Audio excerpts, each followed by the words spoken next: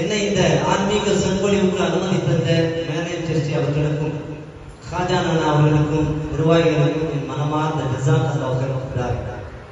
ஏன் இதை நான் சொல்றேன் அப்படின்னு சொன்னா, ஏறத்தாழ ஒரு 2-3 நாளைக்கு முன்னாடி எஜமா வாசல்ல பெரிய எஜமா வாசல்ல நிற்கும் போது சொல்றேன், ரொம்ப நாளாச்சு கடைக்கு வரலையே, நான் ரொம்ப சேவை செய்துட்டு இருந்தேன், அங்கங்க போய் பயான் பண்ணிட்டு இருந்தேன், சுவிட்ச் ஆஃப் பண்ணியிருக்கீங்க, என்ன எஜமான ஒன்றும் புரியுது அப்படின்னு பெரிய எஜமா வாசல்ல உங்க சேவைக்காக தான் என்னை ஓத வச்சு, உங்க கனிமாவுக்காக என்னை ஓத வச்சு.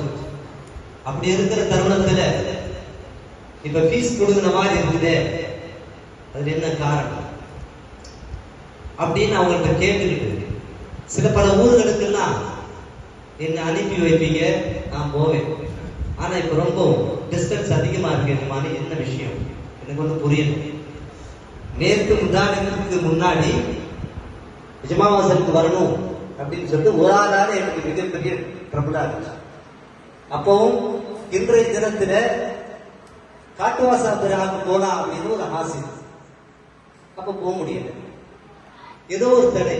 அப்போ அங்க இஜ்மா பாஷா நான் கேட்டதற்கும் இன்றைக்கு ஹாஜானா எனக்கு வந்து போன் அடிச்சு, இன்னைக்கு உங்களுக்கு அழைப்பு, நீங்க பாபாவோட தர்பாருக்கு வரணும் அப்படிங்கிற அந்த சிங்க நம்ம லிங்க் பண்ணி பார்க்கணும்.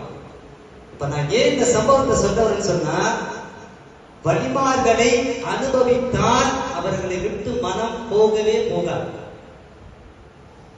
அங்க நான் சொன்னதற்கும் இங்க அழைப்பதற்கும் சம்பந்தமே கிடையாது. ஹஜானனை கூப்பிடுங்கன்னு நான் சொல்லல, ஹஜானனை பயானுக்கு கூப்பிடுங்கன்னு நான் சொல்லல, நான் சொன்னது அங்கே.